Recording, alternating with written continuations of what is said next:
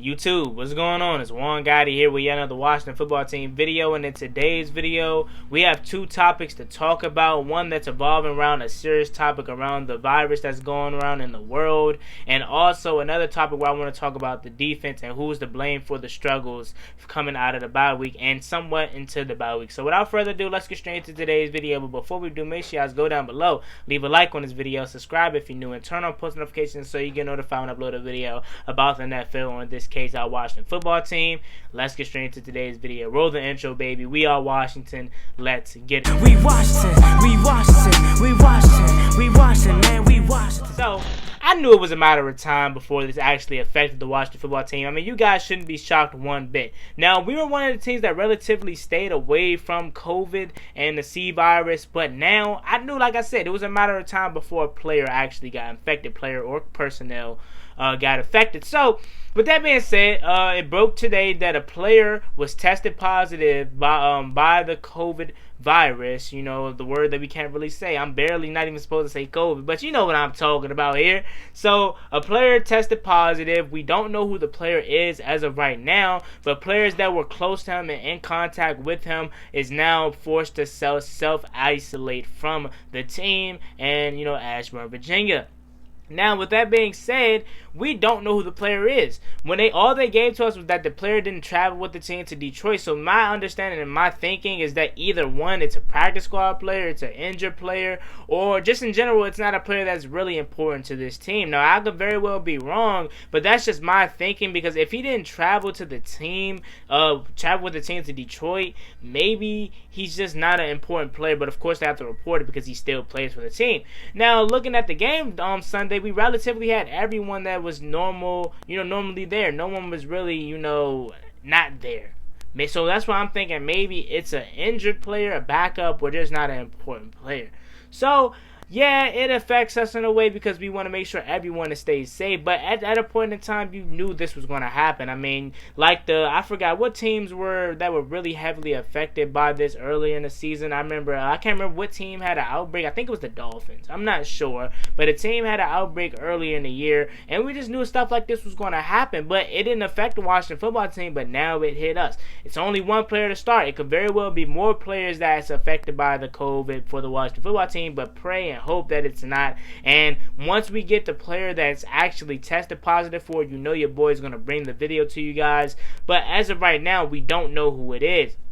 All we know is that the player that tested positive didn't travel with the team to Detroit, and he was forced to self-isolate from the team for 3 days, and also the people that came, were in close quarters with him was forced to self-isolate. We don't know who the players that came close and with him, so we're going to find out that, as the week progresses. I'm pretty sure when Ron Rivera takes the podium sometime this week, they will ask him about the player that tested positive, and I'm pretty sure we will find out who it was once that time comes. So once again, someone for the Washington football team tested positive for the COVID virus at a point in time. Don't freak out, guys, because we knew the circumstance of this year. We knew this was going to happen. Relatively, we stayed healthy for most of the season as far as that happening.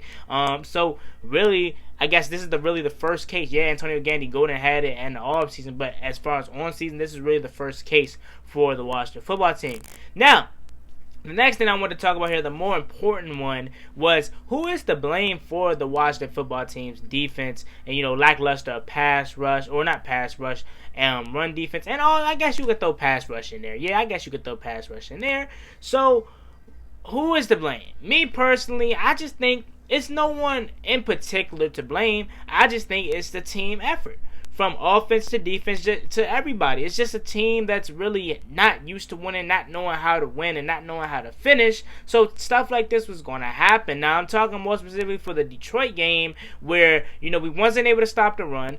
We had costly penalties on the defensive side, starting with KPL, then Chase Young, and stuff like that. So it's just a young team making young mistakes. Hopefully, as the years go on, this team could get better and, committing less penalties and less penalties that can cost us the game, because penalties are going to be a part of the game. They're going to happen, but penalties that's not going to cost us the game, like Sunday. Now, what is the reason for the lack of being able to stop the run and pass rush? Me personally, it stops up front.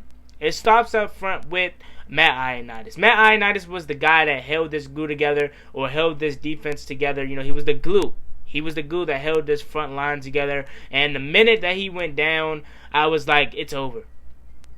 It's over. Because this defense is filled with first-round talent as far as the defensive line goes. Ron Payne and Jonathan Allen just doesn't possess the same skill set that Matt Ioannidis possessed. Matt Ioannidis can create pressure from the inside, and he can also, stop the run. Now, Deron Payne and Jonathan Allen, they could stop the run. And at Alabama, Jonathan Allen, there was still some hope that he could be a pass rusher. But if you looked at his highlight tape, he really wasn't a pass rushing kind of interior defensive lineman. He was always a stop the run kind of lineman, and so was Deron Payne. But it was just this glimmer of hope that Jonathan Allen can get to the quarterback. And quite frankly, he just doesn't possess the same talent that Matt Ioannidis possessed. Now, they can stop the run like crazy. And that's saying a lot because we've been struggling to stop the run, but that was just what they were brought in to do. Matt Ioannidis is the big reason why we are suffering, guys. And also, Jack Del Rio is a reason that we are struggling too, because let's talk about Chase Young for a second. Chase Young, he hasn't really had the biggest impact as far as getting to the quarterback like everyone wants to, wants him to make the big play. But if you are a hardcore fan and you watch every game, you watch the All-22, you see that Chase Young has been everything that we expected him to be. I mean, it's not his fault that he's getting triple teamed, double teamed. And the only thing I can say is when he is getting his one-on-ones, he's not winning. That's one thing I could say, and that's the thing that he has to work on to get better at. But for the majority of the part, he's getting double team, triple team. Why do you think Montez Sweat is going off the way he is? You know what I'm saying? So with that being said, it's just Jack Del Rio has to do a better job. What I'm thinking, if I was Jack Del Rio, I would bring in Ryan Kerrigan to replace Chase Young, take Deron Payne or Jonathan Allen out, and put Chase Young in the middle. Let Chase Young wreak havoc in the middle and let him play that Matt Ioannidis role. Because I feel as though that Chase Young is an edge rusher. We know he's an edge rusher, but move him around. Use him as this piece that you never know where he's going to line up. But as of right now, players or for the other teams and the coaches, they know where he's going to line up. It's either the left side or the right side as an edge rusher. Chase Young is a talent that's like no other.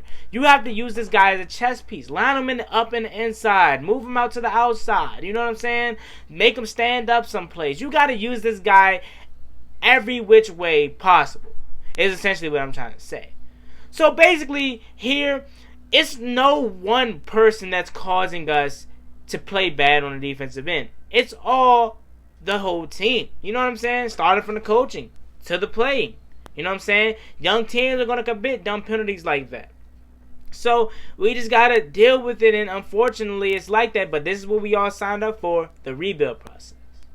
But I just want to come here quickly to talk about the COVID and talk about who is to blame for this poor defensive performance. No one person is to blame for. It's a whole team. And hopefully we can get it fixed. But as of right now, young teams are doing what young teams are going to do, and that's make mistakes. And, Matt Ioannidis, we are really missing this guy. So, with that being said, it's me, boy Juan Gotti. Like, comment, subscribe, help to Washington football team.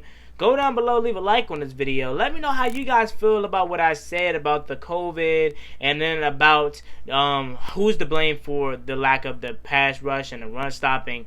Because we've been getting killed by the run game. First half of the season, we were doing okay. But then coming out of the bye, it's like we were all just asleep. We let Alfred Morris run on us. We let DeAndre Swift kill us. And the minimum snaps that Adrian Peterson took, he killed us. So, we got to get better. But as always, it's me, boy Juan Gotti. Like, comment, subscribe, help to watch the football team. I'm out. Peace.